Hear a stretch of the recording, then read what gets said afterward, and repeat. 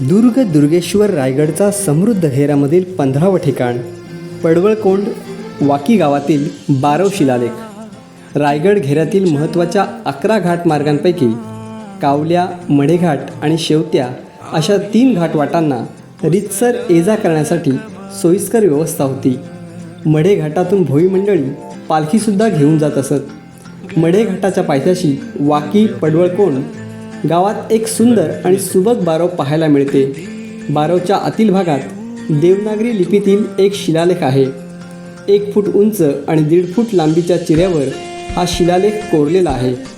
चिरेबंदी बारवमध्ये पायऱ्यांनी उतरताना शुष्क संधी बांधकामातील 7 ओळींचा शिलालेख तत्कालीन जलव्यवस्थापनाचे महत्त्व दाखवतो।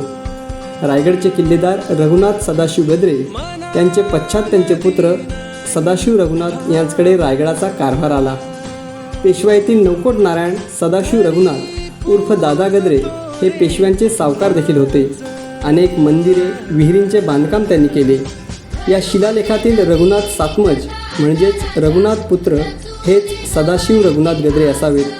त्यांच्या आर्थिक देणगीतून पडवळकोंड बारवचे बांधकाम झाले असल्याचे शिलालेखात उल्लेख आढळतो।